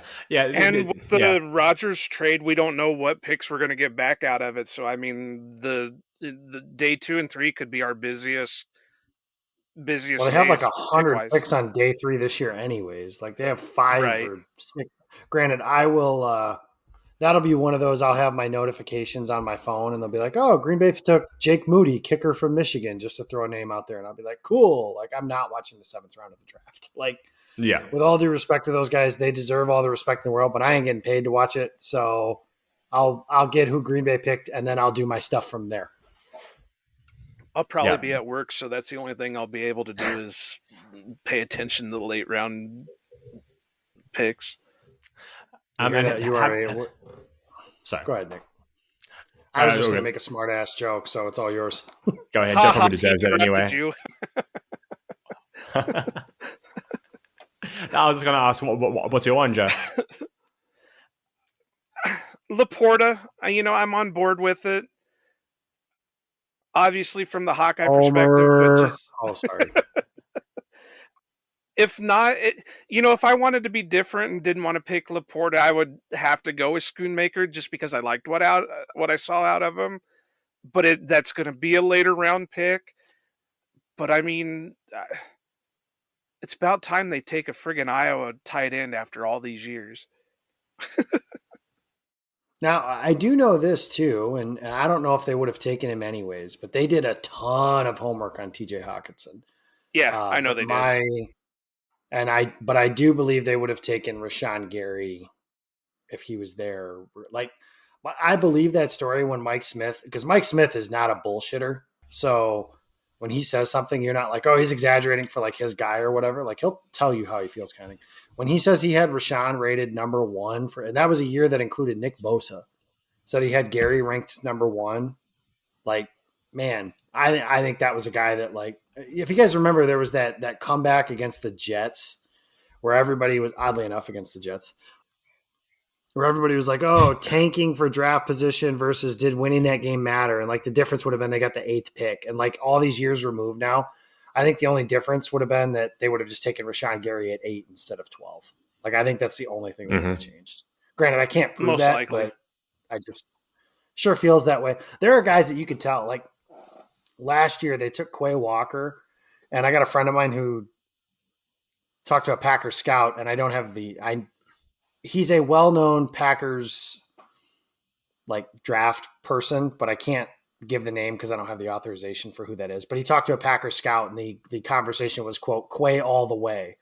Like, I think they would have taken Quay Walker at like 15 or something like that. Like, they loved Quay Walker. And I'm interested to see on him when you guys have me back, assuming I'm invited. So for like season previews and stuff like that, that's going to be one of them dudes that if his maturity level has grown, because really on the field, he got better on the field as the season ended. He just had what my father used to call dumbass attacks, is what my dad used to call them. Stop pushing people that are not in uniform. Like, if we can clean that up, then I'm telling you, like, I don't remember who you were talking about earlier, but you compared, was it Darnell Washington that you compared to Quay Walker, where like all the tools are there and like they just need to mold him? Well, Quay is one of them dudes, man. All the tools are there. And like, if they can harness that, next year could be a huge year for him. And you started to see that again, down the stretch. The last couple of days, I've been doing the goodbye to Aaron Rodgers thing. So I've been watching highlights of like even some of the 2022 stuff. And like the Titans game, he had that big stuff on Derrick Henry. He had a couple plays against the Rams, had a play against the Eagles. He might've scored a touchdown. Like, I think Quay is this isn't the Quay Walker show, so I probably shouldn't be doing this, but I'm really excited. I'm really excited to see his development because, again, typically if the Packers really love a prospect, they can't Jordan Love maybe, but like if they've really loved a guy and like targeted and acquired him, Christian Watson was another guy like that. They loved him, they moved up and they got him, and that paid off for the end of his rookie season. Quay Walker's a guy that I think could certainly be something like that as well. Yeah, I think it's definitely a front office that like they definitely zone in on their guys. Like when they want someone, they just like get tunnel vision and they just go straight for it. And well, I think something that I'm going to butcher this guy's name, so I do apologize because I've never heard him actually pronounce it. But Siddharth Mahesh, and again, might be butchering his name, but something he brought up earlier was how like Gutekunst's draft philosophy for the most part has been target the strengths of the draft class instead of like needs and players. So like they were like, oh, could he potentially, like the safety class in my opinion stinks and it doesn't necessarily fit like with the Packers. Like, you want to talk about athleticism, this is not a very athletic group on the safety side of things. So he's targeted the strengths of the draft class. So like if they ended up, like if you told me, hey, the Jets gave him pick 13, so 13 and 15 turns out to be 2 of a offensive lineman, edge rusher, tight end, I'd be like, yeah, that doesn't surprise me. The Packers typically last year, good linebacker class, good defensive line class. They took Quay Walker. They took Devontae Wyatt. They drafted 3 receivers in a pretty good receiver class. The only like rebuttal to his point is in 2020 when they took Jordan Love and AJ Dillon and all of them was that receiver class was really, really good. And they didn't draft one at all. Famously, apparently is the way it goes now. But I'll just be interested to see like how that tracks this year for what the perceived strengths of the class are. Like, I think Green Bay's taking a corner, maybe 2. And I will not be surprised if like Rasul Douglas is one of their starting safeties. And I don't necessarily love the idea of changing positions like that because this isn't Madden, but the Packers are at a spot now where they almost have to take a risk at a position like safety because there aren't, unless they want to sign Chauncey Gardner-Johnson, which for some reason doesn't have a job yet. He must be asking for like $100 million. I don't understand how he's still available, but they're not going to be able to add like this high mark. Kevin Byard. They're just not going to be able to add. They're not going to be able to add a high marquee player with the way everything's going on. So I don't know, or maybe they get back Jordan Whitehead in a Rodgers trade or something. But those are the kind of risks I think they have to find and be able to take, because the draft class, like before the combine, it was funny. It's kind of funny to track something you guys can track. Like, what is the consensus? What do all of Packers media and then like the fans and stuff, what are they saying they really love? Well, a lot of people were in on Brian Branch, and I was kind of on this island of like, he's not a safety. He just kind of plays slot and moves around a little bit. And I don't know, like, he's a good football player, but I'm like, I don't think he's a top 15 player. And then he goes to the combine and basically bombs. And everyone's like, oh, never mind. Like, it's just kind of funny to track how that works. You know, one person says, I really like this guy. The example I keep using is the year they took Rashawn. That year, everybody after the combine had basically decided, or before the combine, because after Ja'Kai Polite got booted. But they're like, I really like Ja'Kai Polite and Dalton Reisner. I think that would be an ideal draft. And then everybody was saying that. I was like, how do all of you have that same exact opinion? Like, maybe you do, but like, how does that work? It's just funny to me how, like, tracking those trends of what is the consensus. And now Branch is kind of off the radar from that standpoint, which, you know, again, Branch is a guy who, like, if he's available at 45, sure. But I couldn't take him at 15 before the combine. And now with the way all that's worked out too, there's just the upside's so limited with him too. Copy and paste media, my man. Copy and paste media. Let's just copy whatever everybody else says and call it our own. I think it's basically guaranteed that the Packers are just going to do some random, inexplicable, bizarre shit like they did last year anyway. So trying to predict it is pretty much a fool's errand at this point. The Packers always have, even through Ted Thompson and that. It was always a surprise what they would do in the draft. That's why I think I enjoyed watching Packer drafts, because you never know what was going to happen. You could predict here or there what was going to happen based on who was falling and all that, but for the most part, you know, what's the joke with Ted Thompson? It was always, he's scouting some Joe Blow from D4, you know, Montana Community College, instead of being at Ohio State or something like that. So they've always made some off-the-wall picks that seem to work for them in a way, but, you know, it's a draft. You know, they get paid millions of dollars to pick these players. We get paid nothing to judge them about it. Well, and the other thing I'll say on that note is, remember too, what is considered off the wall is considered off the wall by guys like us. And I think something else you'll notice is, if you follow like teams from, or people from other teams' fan bases, is a lot of people's mock drafts have like the same 30 or 40 players in them. And it's just like, there's 400 or 500 players, including college free agents. And not only that, there are guys that, like, we've talked about this before. There's guys that Green Bay will, like, people have like consensus that they should really like this dude. And it's just like, well, they won't because, or they don't, or haven't because he's too short or too slow, you know, whatever it is that they have for their athletic thresholds. So yeah, I don't like to be that they won't pick that guy. And especially after last year, because last year, you know, the point was they'll never take an off-ball linebacker in the first round, and they don't like old prospects. Well, then they had 2 first-round picks and took both of them. So I'll never say like they won't do it, but it seems unlikely based on trends that, you know, they don't like short receivers. They don't like short cornerbacks. They had to bend a little bit. I think Gutekunst said afterwards that Jair was like right on the line for their thing, but I think they bent a little bit. They bent a little bit for Randall Cobb. I know that too, or we know that too. Like they talked about that after they picked him once upon a time. So I'm interested. It's going to be a lot of fun. Like I said, I think the draft is going to be just like this welcome sight, because we've spent like draft night in 2021 was not any fun. Like it just wasn't, you know, when you go through the whole Rodgers doesn't want to be here thing, blah, blah, blah, blah, blah. And then last year it was just all about how they didn't pick a receiver, and that'll happen again this year. And just, I don't know. I just think that's just such dumb discourse, because Green Bay's done so well until obviously recently, but their second round draft pedigree for receivers cannot be questioned.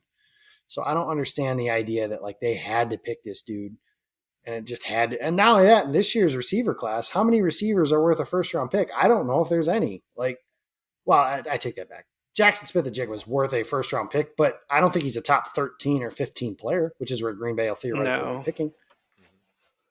There So might be I'll be some interested to guys see how they that go. float in, but yeah, I don't think there's many of them that Jalen are Hyatt, worth it. that's the guy that I don't think I know. Like Justice Mosqueda reported that he was told Yeah. the combine they view him in the same ilk as they do or they did Chris Olave. So that might be one of those off the wall. Really, they took him at like they traded back from 15 to 21 and took him there. Like that would not Yeah. surprise me if that happens at all. Yeah, that is like the perfect what the fuck Packers pick because it's just so out of left field. And because like I remember reading that. Yeah, I remember reading that report as well on his like little mock draft thing. I'm like, oh, could you imagine the reaction? Yeah, it'd be funny. It'd be hilarious. Well, and Hey I've man, if they said take for a while that I think it would be poetic justice that we get a first round pick from New York for Rodgers, and we immediately turn around and use that first round pick on a wide receiver. Oh yeah, I have heard from like stories that were told about the Favre pick, like when they traded Favre and went from there, that Ted Thompson wanted to trade that pick because he didn't want that guy to be known as the dude that we got for Favre. So it would not surprise me if the Jets give us 13 and Green Bay like trades up with something else so they can be like, hey, or trades back or, whatever it is that they do with that pick just to make it seem like, hey, we traded Rodgers and we got Lucas Van Ness and he didn't work out. So you're a bum, kind of, that's just unfair Right, pressure. yeah. And one thing I do appreciate about the Packers is despite this thought that they treat these players like crap is they do think about and seem to care about things like that, where like they don't want that unfair pressure put on a guy. Mm-hmm. I can probably start to wrap it up here then. Yeah, what do you think? We probably should let Jacob get out of here because we've been talking for a long time now. So, guys, as Jacob mentioned earlier, you can find the GameOn Draft Guide on his Twitter. It's the pinned tweet. I'll put a link up when we post the episode as well, and in the bio on Spotify and Stitcher, blah blah blah, wherever we post it.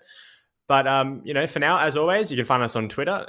Jacob at Jacob Westendorf, obviously. Myself at Nicholas GRGR. Joe at Iowa_Joe86. The podcast at Outback_Packers. Until next time, we'll see you later.